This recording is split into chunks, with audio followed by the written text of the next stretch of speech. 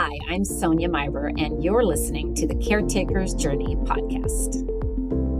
Welcome to today's meaningful conversation. I'm your host, Carole. And today's conversation, I love this. It's dealing with difficult relationships. And as caretakers, there are many of us that have difficult relationships. We have difficult relationships with the person we're caring for. We have difficult relationships with family members. I had a conversation this morning with a family member about a situation dealing with my mom, and it got a little bit heated, and then it calmed down, and now we're all good again. But dealing with difficult relationships can be hard. So joining me today is Sonja Meyrer. Sonja is a certified professional coach who, through her private practice, helps people navigate those difficult relationships and situations where they feel stuck. And I don't know about you, caretakers that you're listening in, but there are days when I feel stuck. And then I have an epic meltdown, and I wish I lived next door to Sonja and we could have chocolate and coffee together. Sonja lives in St. Louis, where she loves running, not a fan of running, her 3 children, and anything, are you surprised, listeners? Coffee and chocolate. And you know from being followers of the show that I am a coffee and chocolate lover as well. So Sonja, I'd like to welcome you to the show today. Thank you so much. And I kind of knew that about you, but thank you for reiterating our 2 very important passions. Yes. Oh, I don't know that I could get through. There are days where coffee is like, okay, I reach for the coffee every morning, and then I reach for my scripture. And there are days where I reach for my scripture and God says, no, you can go get coffee first. It can be the highlight. It can. So Sonja, I am so excited for my listeners to meet you today, because I met you in February in Nashville at the NRB and fell in love with you. We found out that we have mutual friends in St. Louis. Go figure, yeah. Go figure. Out of the blue, we found that out. And when you handed me your book, I just loved your book, because when you hold a book and you look at the cover, and the cover just makes you feel something, that's a book I want to read. And I promise you, listeners, her cover is one of the most beautiful covers I've seen, and it draws you in. And the book is called "And Then You Went Missing." And when I picked up the book and got past the beautiful cover, the subtitle just says it all for me, because the subtitle is "A Hope-Filled Guide for Anyone Lost in a Difficult Relationship." So my first question for you, Sonja, because this is the first thing I thought of, what led you to write this book?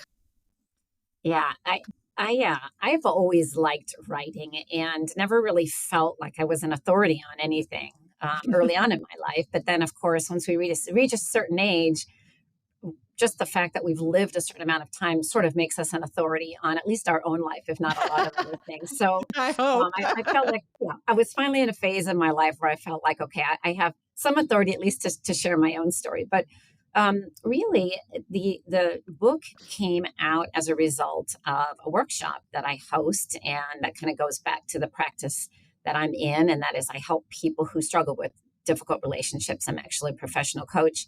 I work with recovery, and I work with people who are in relationships that are difficult. And there's a workshop that I host about learning to set boundaries with people. Okay. And I know we'll talk a little bit more about setting boundaries and so on. But when the workshop was over, I had a client say, I really wish that you would create curriculum or a book, because I know so many other people who would benefit from going through this process. So the book is a little bit of a combination of personal experience. It's professional experience. There's, some data, some research in there. And then there's a little bit of my own journey in there too. And it's really just to help people know, how do I move forward? I'm stuck in a difficult relationship. I feel like I don't know what to do.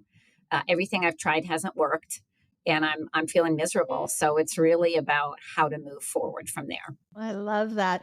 I love how we can take our pain, and we can share our pain and what we've learned with other people, and somehow maybe they might get some hope. Somehow they might not make some of the trips, have some of the trips and fall downs that I've had. But that is the story of how this ministry, the Caretaker's Journey, happened, is that I woke up one day. You don't wake caretakers, let's be real here. We don't wake up one day and go, oh, I think I'd like to be a caretaker. Right. Usually you're like me and you wake up a few months, a few days, a few years into it and go, what happened to my life?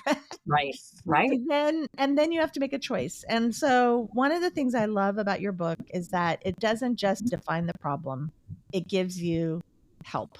It really, really is a helpful book. So some of our listeners might be sitting there going, well, asking this question in their mind right now, how do you define a difficult relationship? How do I even know if I'm in a difficult relationship? So why don't you share with us what does a difficult relationship look like?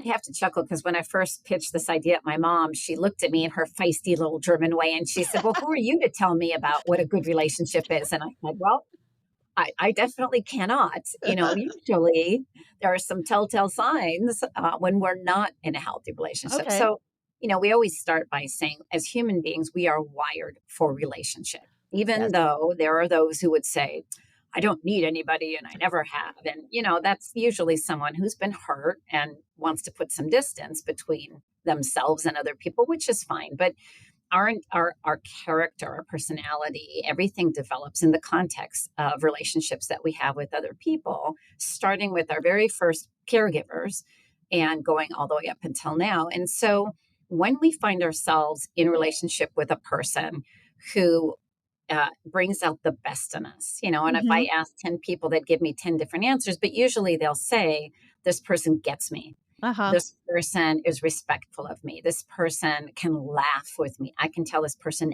anything. I can be vulnerable, but this person will also tell me the truth, And so when we have that deep sense of being seen and being heard and being understood, that's a good relationship. And it can be a romantic relationship, but there are so many other kinds of relationships we can have that do us good. They allow us to be the people we are. When we get into a relationship where we feel, the sense of something is wrong, I don't like to be around them. I notice myself tiptoeing. I notice myself getting angry or feeling a lot of unwanted feelings. That's where we might say, okay, there's something unhealthy there. Yeah. That doesn't mean that we automatically assign blame to someone. It can just be that two people aren't compatible, or they were at one time in their life and they're just not anymore. So we have permission to move close to people, move back away again. The tricky relationships are the ones where we feel like we don't have that liberty. Yes. We have to somehow help this person. We have to fix it. You're nodding because this is what caretakers, this is what we struggle with. Oh, yes. Right? We can't just walk away for some good reasons. Right. And yet we feel exasperated because we're not able to get them to or get through to them. And so that's where we consume a lot of energy going down a rabbit trail that's really not going to be very useful or very helpful to either one of us. Oh, yes. And that is true. In the caretaker's life, we find ourselves really, whether it's always a choice. I always like to say it's always a choice that we're caring for a person, because whether you're married, whether it's a parent, whether it's a spouse, whether it's a child, you have a choice. And people want to say, oh, well, I didn't choose this, or I didn't sign up for this. Well, the answer is, yeah, you did, because you're there and you're making the choice to stay there. And I think sometimes we walk away for the wrong reasons, and sometimes we stay for the wrong reasons. And then sometimes walking away is the right. And so I love how you, in your book, talk about difficult relationships. And even as we're going to get deeper into our conversation, I pulled things out of this because I think it's so important for us to understand why we're doing what we're doing. And you, in the introduction to the book, you write about using something called a behavioral change method. And I read through this and I went back and read through it again, and I bookmarked it and put a little sticky note in there, because what this is it's almost like you say, it's a 6-step assessment that you use to identify where a person is on the scale of wanting to change. So talk to us briefly about these steps and talk us through what that looks like and how that might be helpful for us if we were going to pick up this book and use it. One of the most important things in this idea that we want to make changes in our life, or we want to do things differently so that we do feel better, is that we have to know how willing we are to Oh, actually do that. I And, love that. I have clients who will come in and they are ready. They're like, I have suffered long enough. I have made everybody in my Yeah. life crazy with my Yeah. suffering. My friends and family are like, you need to do something. And they're like, okay, tell me what to do. And they start tomorrow. And then I have clients who come in who really are still debating. Oh, yes. Can I possibly stand up to this person? Can I possibly say no? Do I even want to do that? And so there are these very important stages of change, and this is what we call this behavioral change model.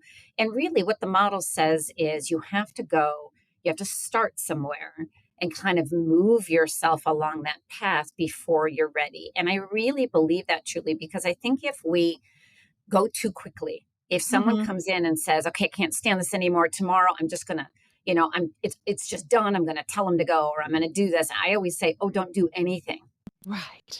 for a little while. Let's just Mhm. simmer down. Let's just chat a little bit about why you've stayed in this relationship for so long anyway, and what the cost is." Because if we're not to a place where we've really thought through the cost Yeah. of making changes, we're going to get blown back really quickly. And that Mhm. can be even harder. So it kind of starts in this phase that we call pre contemplative. So that's sort of someone who isn't really even ready to come to the table. They just know that they're in this relationship. Maybe that's hard, or they're doing things they don't necessarily want to be doing, but they're not thinking about change yet. And then we get to contemplation. That's when we sort of sit with the idea of maybe we could do something different. Maybe I could do Mm. something different. Maybe I'd be Okay. willing to learn. Yeah. And that stage can take years. Oh. Someone can be contemplating for a really long time. And then we sort of get into a phase where we start to get some motivation and some inspiration, but we're not ready yet. And then we might actually go and take action. And that's okay. It's okay. And as a mental health professional, we have to be careful not to get someone through too quickly Right, who's right. still kind of noodling because it doesn't help. We have to Yeah. get to the place where we're ready for change on our own. Yeah, and I've found that I don't do I'm a certified coach for mental health as well as a life coach and spiritual formation coach. And what I've learned is exactly what you're saying. There's a tendency you've got to gauge how quickly the person, and even in our own lives, I'm looking at even some simple, like just deciding I was going to get healthy and go to the gym. It took me 3 weeks after I said I'm going to get healthy and go to the gym to finally keep watching my daughter who was working out already and then go. And then when I got there, I was terrified because it was intense and it was way harder than anything I'd ever done. And I was feeling like I was too old and I was the oldest person in the room. And then when you pick up the first dumbbell, it's discouraging because it's heavy. And then you have to decide how am I going to keep doing this? And it took mind work before I was ready to do the physical work. Does that Yeah, make sense? it And does. and I think with caretaking, sometimes it does. It takes a lot of mind work for us to understand why we're doing what we're doing. And what's fascinating is usually, in my experience, it's not the encouragement of other people or the musings of other people that actually get us to the place where we're ready for change. It's being in enough pain for Oh, enough time where we're just done with the cycle of whatever is happening, where we realize after 15 times of having the same thing, okay, it's not going to change unless I do something. absolutely. And then we have to be committed once we make the change, because once you pick up that first dumbbell, it was like 10 pounds. And I was like, I can't do this. And I couldn't do it for the length of time that they were asking us to do it. And I constantly, when I start to get discouraged in the caretaking or other areas of my life, I will go back to this memory of the day that I deadlifted 150 pounds and knowing that if Wow. I had not stayed, it took me a year and a half to get there. Yeah.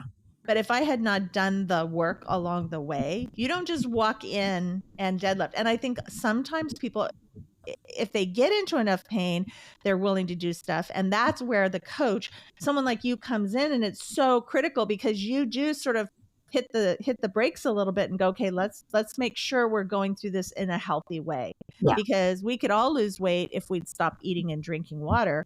but then we wouldn't live very long, And Yeah. so it's just like we need someone to walk us through it. And I will tell you that I've had coaches and therapists who have walked through the last 9 years with me. Yeah. And I have respected them greatly because sometimes they'll say, like you said, just take a breath. Just take a Yeah. breath, slow down. Yeah. So, in chapter 2, and this is something that I have struggled with. And I love what you've had to say about this. So I'm excited to have you share this. Chapter 2 talks about the difference between dependence and codependence. And this codependency and enabling, these have been buzzwords that we've heard a lot in the last few years. But this can be hard in our relationships because as caretakers, I found out that the lines of my relationships are even more blurred because of the caretaking needs. And I have found where all of a sudden, I am trying to be responsible for things that I'm not responsible for because I'm trying to be a respectful and responsible caretaker. So what would you say to a caretaker like me? And I know you've been a caretaker in your life. So what would you say to a caretaker like us who struggles with finding that right balance? How do we find that right balance between dependence and codependence? And maybe just break down what those two are for us if a listener doesn't know what that means. Absolutely. And I want to say first that I think one of the things that we are promised as we do this work on addressing codependency is that we can be happy and content and serene in our own lives, regardless of the actions and behaviors of somebody else. And that can feel completely impossible when we're really embroiled in this codependency. But that is the promise of the work that we're doing. Yes. And so to walk that back, codependency actually came out of the world of recovery. And what was happening back in the 50s as AA was starting to form is that these, people were getting together and talking about their addictions, and they were talking about their alcohol addiction, and they would meet in somebody's living room. There was a group that we would now maybe identify as an AA group, an early AA group. And they were starting to feel very positive about this idea. There had been doctors' reports that this is a disease. We've known that for a really long time. People starting to feel the sense of camaraderie, the sense of, oh my gosh, I thought it was just me. Yeah. So these really positive relational experiences, what we call positive dopamine experiences, are going on. But the partners, a lot of them wives, are sitting there in the kitchen thinking, I'm not good at all. I'm so glad that you're feeling better about yourself, but I'm angry and I'm resentful and I'm hurt. And I've been on this roller coaster ride with you for, who knows how long. Right. And I don't feel so great. And so what we say is that codependence is kind of this fixation with somebody else's life, somebody else's happiness. And in some ways, we kind of strap ourselves in to the roller coaster with them and we go along for the ride. So when they're doing good, we're good. When they're unhappy, we're unhappy. We're navigating their moods and their life. And that does not breed for a very healthy or happy relationship on either side, because nobody wants to be responsible for somebody else's up and downs either at the end of the day. So recognizing that codependency isn't so much about what someone else is doing. It's about the way I'm behaving and the way I'm reacting. So I love that. A really easy example in a relationship is when we start to feel like we have to fix and change someone else. My method of doing that was in lecturing. I would tell the people in my life all the time about how they should be doing things. And yes, you need to do that with kids. You need to be guiding them. But, the adults in my life, especially my spouse, weren't really interested. And I couldn't for the life of me understand why they wouldn't want to know, because I was right. Yeah. I knew I was right. Right. And it took a long, I would think I was right. But at the end of the day, nobody wants to be lectured. Right. And if somebody else wants to make changes in their life, that's up to them. So recognizing that codependency is, it's about our attitude. It's about our thoughts towards someone else's behavior. And that fixation robs us. It robs us of the time we get to spend in our own brain and on the things that make us happy. Oh, that's so good. And I will tell you that this chapter helped me this morning in a conversation that I was having, because I am sharing the care of my mom with my sister. We have two brothers, but somehow the two of us are the ones that are the heavy lifters right now. And it has been really difficult because we made a commitment that we were going to do this together. But we come out of a very unhealthy family dynamic. And Yeah. she and I are just now learning a new way to communicate and do life together, because for a long time we weren't really active in each other's lives. And now we're not only active, but I spent the month of April on her couch. I spent the month of July on her couch, and I'm in her business and she's in mine. And there we've had a problem with one of my mom's bills, and it was my job, because I'm the CFO of my mom's life corporation. I was the one that was supposed to fix this. Yeah. Well, when I got all of the information and I thought I had done my due diligence, they weren't happy with the answer. And so they kept coming back to me over the last 5 days. They've come back to me. Did you do this? Did you do this? Did you do this? And questioning me. Well, then all of a sudden, this unhealthy relationship starts kicking in, and I start trying to solve it. So I'm doing the same things and asking the same questions all over again when they're not giving me the whole part of their information. They just want me to fix it. So this morning, after reading chapter 2 in your book, I sent a text message and I just said, I have done everything I know how to do. And if you're still not satisfied with the answers, please give me some insight, or I would love for you to take this on. And guess what?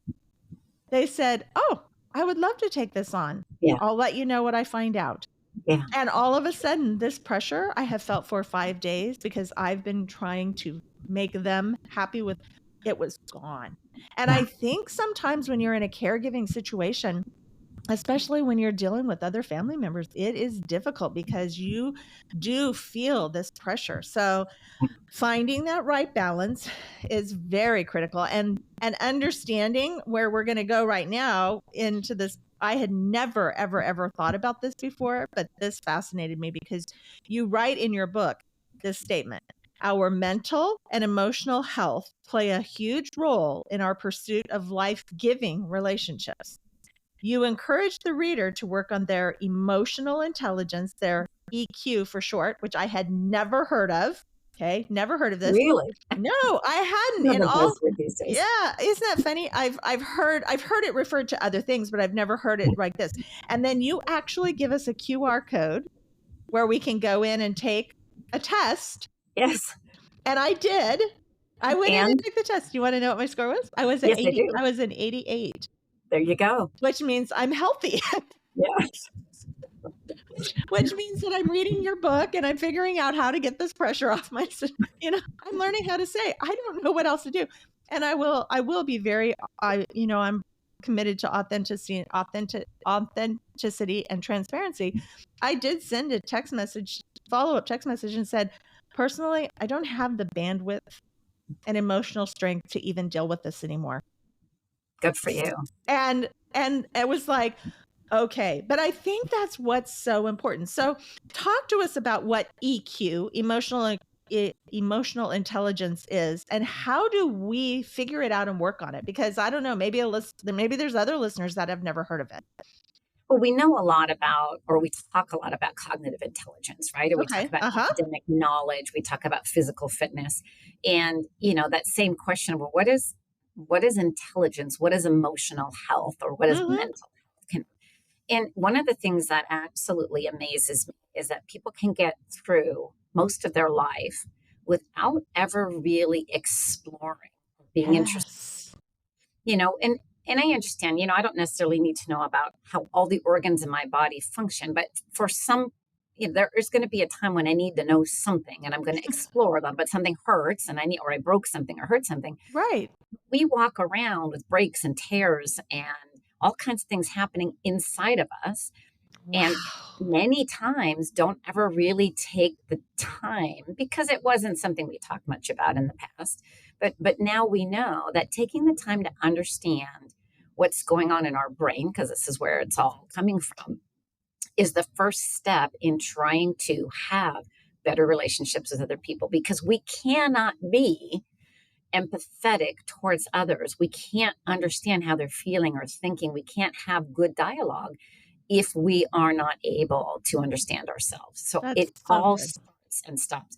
And introspection can be a lot of different things. So one of the first things that we always say when it comes to emotional intelligence is understanding your emotions. Mm-hmm. And this goes beyond mad, sad, glad, because I have a lot of clients and I tease them all the time who will say, well, it really upset me. And the minute they say that, they know I'm going to put my hand up and say, tell me more, because Yeah. upset or anger can Yeah. describe a whole lot of different things. A lot of Yeah. times what's behind that is hurt or there's resentment. So practicing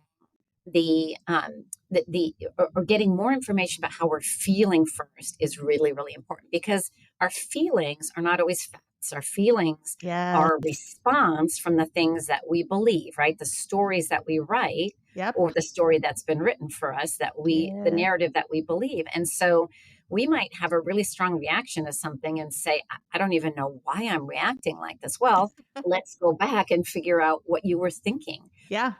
A lot of that happens before we're even able to capture those thoughts and emotions. So, Yeah. understanding how we're feeling, understanding our behaviors, and what I think is important for caregiving is also understanding our values. The Yes. reason I say that is because, and you alluded to this at the beginning, you may make a decision to be a caregiver for someone, and you may say, this speaks into my values. And I hear this from clients who are dealing also with elderly parents who feel like, no, this elderly parent is coming into my home.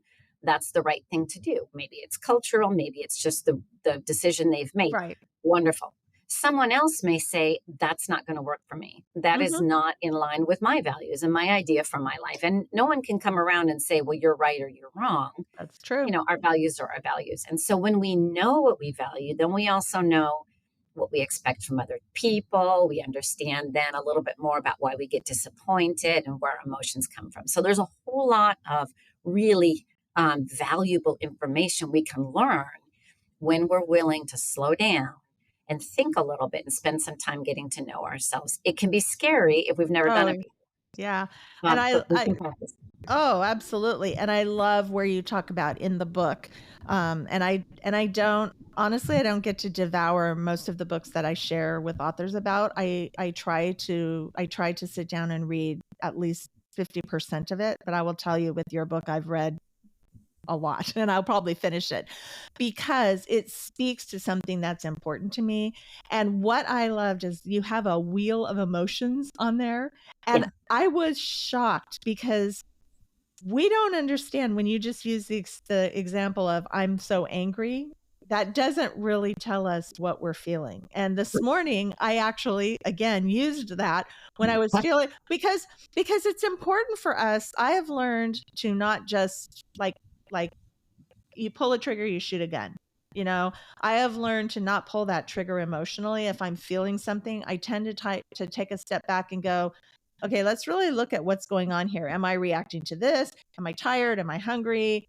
What do I need or what's going on? I really do try to, and I tend to be a pretty, I tend to be a person who will just kind of, I'm fun. I'll change directions in a moment. So I'm pretty flexible and fluid. But when it comes to life circumstances, I have learned to take a step back, take a beat, and go, what's really happening here? And ask myself that.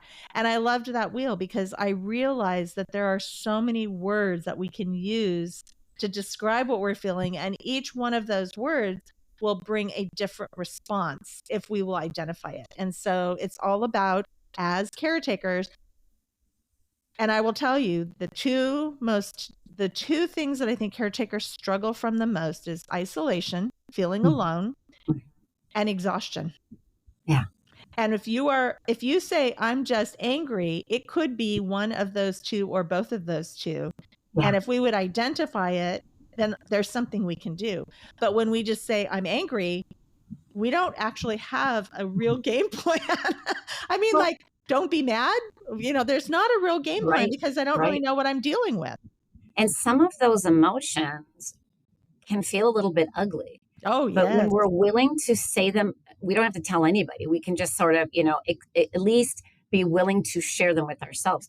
Resentment is something that comes up often in caregiving. Yes. Whether you have a spouse who struggles with an addiction or you have a kid who has a health issue, or you're caring for a parent, resentment because this is not the way I thought it was going to go. Mm-hmm. I I was hoping, or I had this expectation based on things that I valued, that my parent was going to be the one caring for me forever, whatever, or Yeah. that my siblings were going to pitch in and help, that they were going to see Right. it the same way.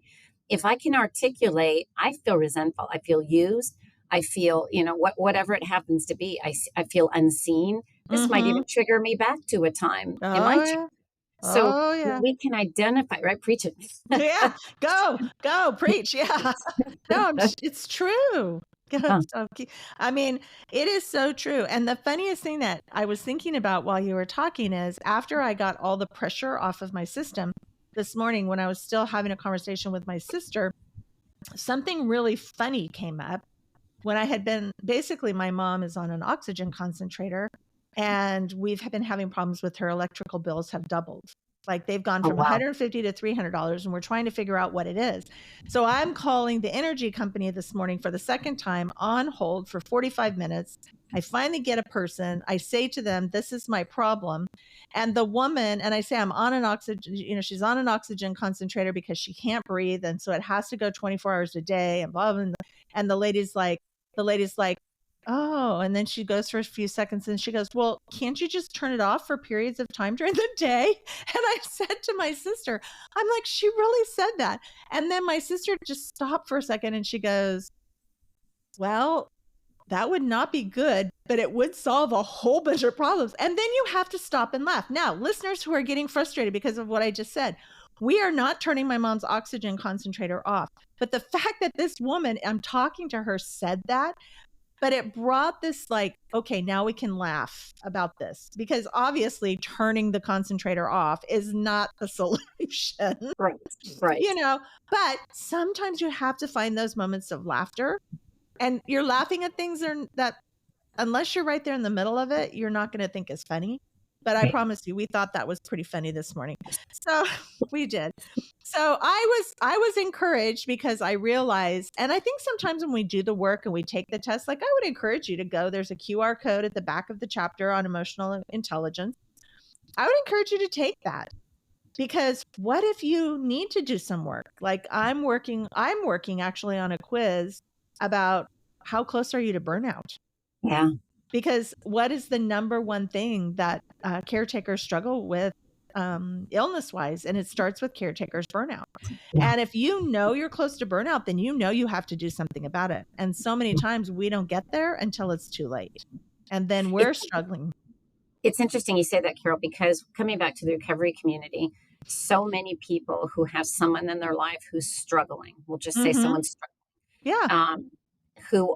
who struggle then with the codependency, right? I feel like I have to help them. I have to make sure that they stay afloat. I have to, Yes. care for their lives, whether it's a young adult or a spouse. I have to. I can't stop. We notice the same kinds of physical decline that happen Oh. in someone who struggles with addiction. In fact, we call that codependency its own disease Oh. because you start to see financial stresses, physical, Mm-hmm. deterioration, relationships deteriorate, all kinds of things happen that go down that same kind of downhill slope for those of Mm-hmm. us who let the caretaking get out of control. So Oh. it's really important to know where my limits are. And Yeah. that leads us right into my next question because you also write about detachment. And this is something that I'm aware of. This is something that my therapist has actually helped me work on extensively over the last few years. Detachment is, and you identify it this way in your book, the mental action step that helps us bring our focus and our attention back to our own lives and the things we can control. This is so critical for caretakers, and Yeah. I have found this very hard. And detachment is something I'm constantly working on. Why? Because this mental action that you're talking about here, it's bringing our focus back in. It's not changing the circumstances. Right. It's just saying where our eyes or where our emotions or where our mental focus is.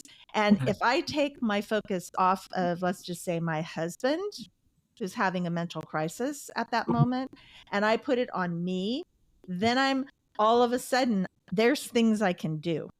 Yeah. Because right now there's nothing I can do. And probably the best thing is for me to walk away, close the door, give him some space, give me some space.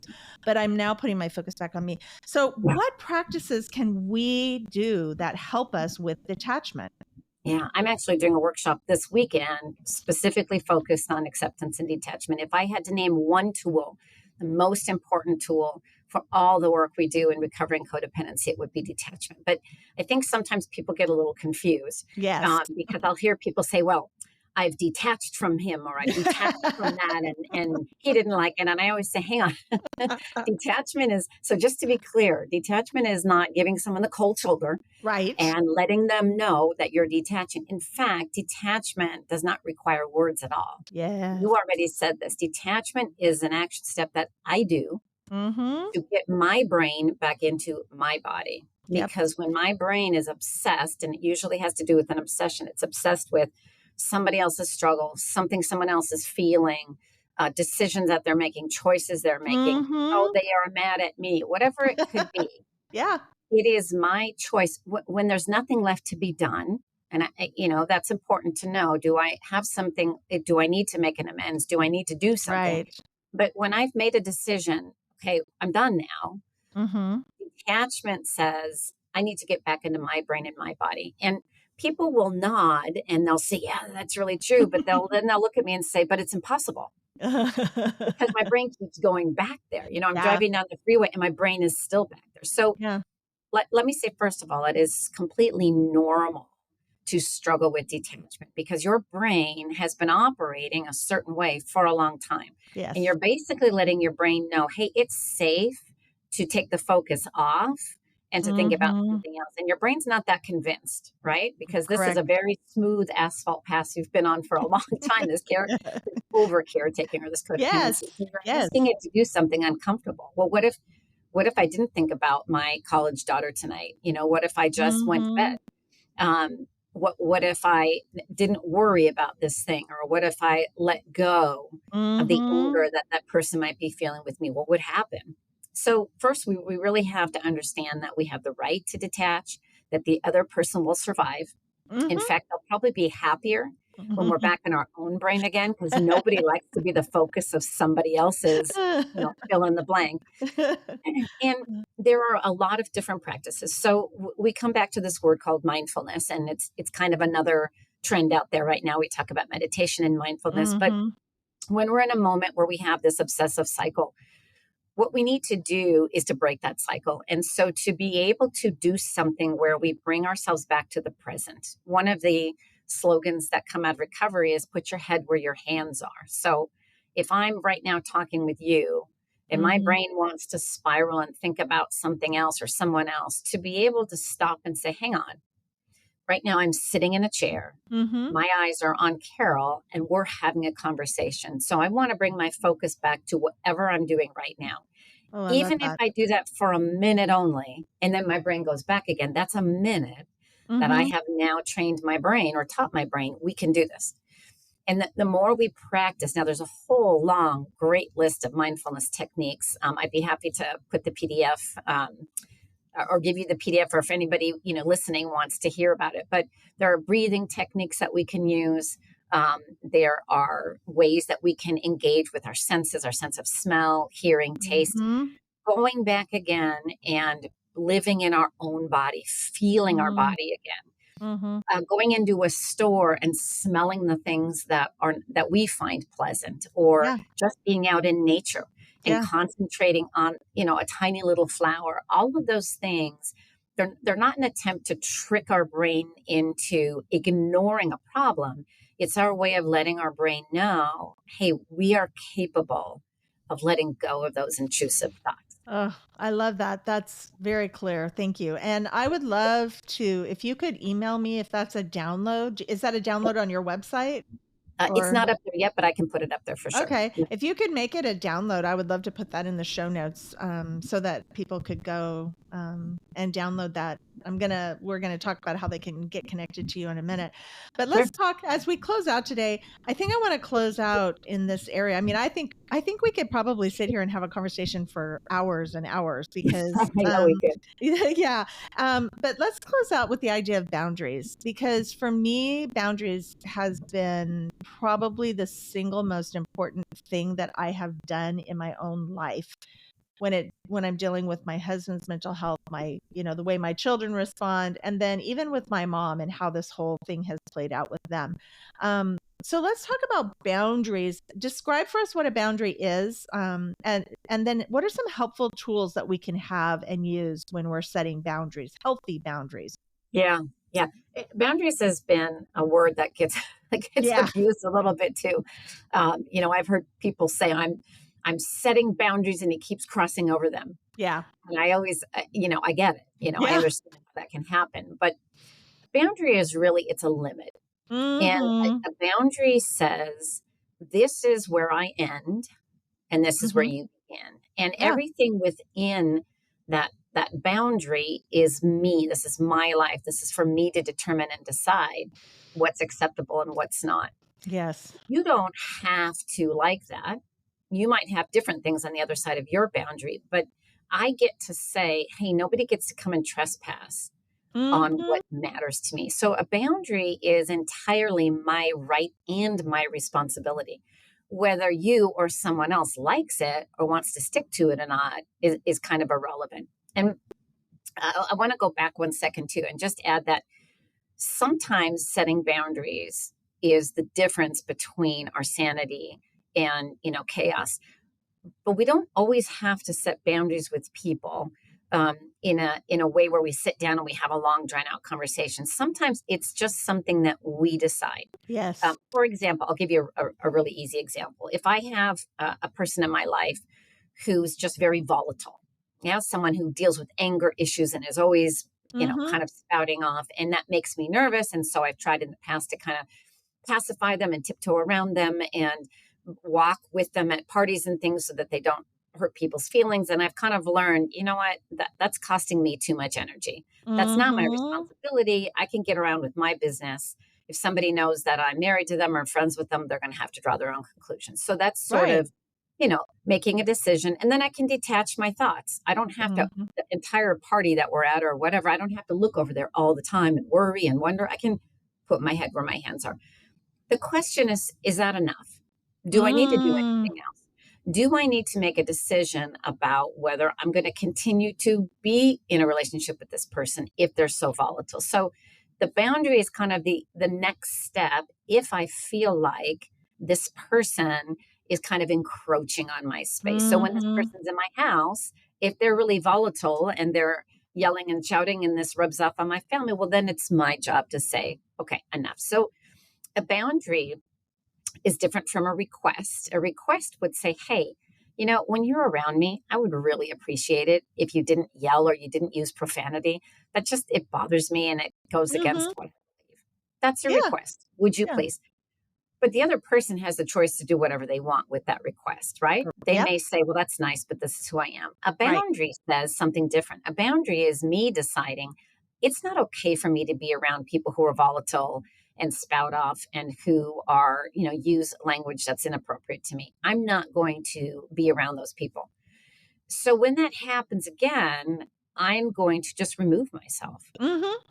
And Yeah. I might let that person know, and I might not let that person know. Yeah. Boundaries are successful 100% of the time because Mhm. I'm the one who sets them to protect something I value.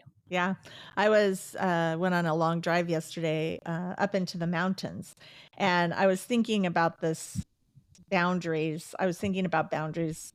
My brain just does weird things when I get out in the middle of nature and I don't have, yeah.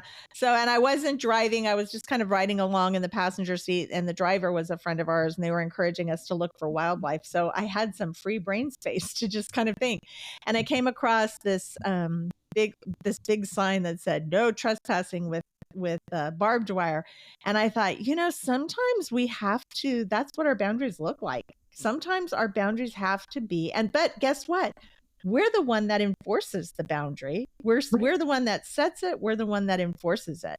And so I thought, wow, that's good. So I appreciate that. Well, Sonja, is there something else before we wind up today that you would like to leave our listeners with? Something you feel like Yeah. tag on at the end? I always want to encourage people that there's a cost to staying in relationships that are unhealthy. There's a cost to caretaking in a way where we are constantly feeling this backpack of burden on us. Yeah. And, wherever we got that idea that that's how we're supposed to struggle through life, I would really just encourage you to pause for a moment and question that. Because I really believe that every listener out there who was created for a reason, and to kind of slowly die in the shadow of somebody else's bigness or somebody else's needs, I would question whether that's really the right thing to be doing, or if there isn't a way to just implement a few tools to gain your life and perspective back again too. Oh, thank you so much for joining me today, Sonja. And so much good information. And I am going to put the link to your book in the show notes as well. And I would encourage you to, as a caretaker, pick it up, because there is just all kinds of little special nuggets of, they're like jewels in there, just so helpful. So if a listener wants more information or has questions or wants to get in contact with you, how can they get connected to you? Yeah. So the easiest thing is via my website, sonjamcoaching.com. We'll put that in the show notes. I'm Yes, guessing it's spelled a absolutely. little funky. Yeah. Or email sonja@sonjamcoaching.com. Okay. Just reach out, send an email, and I'd love to connect with you also personally. If coaching is something you're interested in, I'd love to chat about that too. Oh, that's great. Well, I like to close out every show by asking my guests the same question, because I believe that we as caretakers must take care of ourselves, or we cannot care for anyone else. And Amen. I am huge on caretaking. In fact, every morning I get up and I literally make it it's one of my mindful things. And it's not just doing the same old things. It's something that I have to create special for that day. It's something that I'm going to do that day that's going to be special and take care of me. Sometimes it's as simple as going outside, walking in the grass. Maybe I get my expensive bag of coffee out of the cupboard, or the expensive chocolate out of the cupboard, whatever. But it's one thing in that day that is specifically designed to care for me. And so I'm going to ask you, Sonja, because if you speak it out into the universe, you have to do it. Yeah, that's right. So what are you going to do in the next 24 hours, Sonja, to take care of you? All right. Now, this may not fall into what people traditionally think about, because self-care, usually we think about bubble baths and chocolate. Right. But I am going to get home tonight and start working on organizing my desk. I love that. I don't like chaos, and it's gotten out of control. And so I'm ready to set some boundaries around my time and do it. I love that. No, you know what? When my desk gets a little bit overrun and things just get out of, I get that. So, fun. Well, thank you so much for joining us. Oh, I'm just so thankful that you were willing to come on and share with us and encourage the caregivers that are listening. And I appreciate each of you caregiver who are listening to our show. I appreciate you showing up every week. I appreciate the notes and the text messages that you send me, telling me how much you appreciate the conversations that we're having.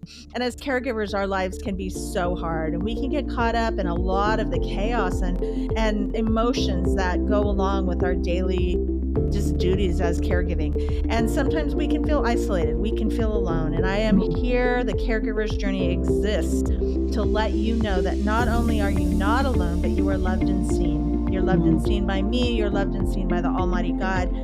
And I want you to know that there are 55 million of us in the United States alone. I'm one. You're one. Sonja has been one in the past. I want you to say these words: I'm not alone. And it's true, you're not. If you would like to know more about my personal caretaking journey, the link to my website, my social media, and my book, Are You Ready to Find Joy When Life Gets Messy, will also be in the show notes. And I will be back next week for another meaningful conversation about what the caretaker's journey looks like and how we can succeed on that journey.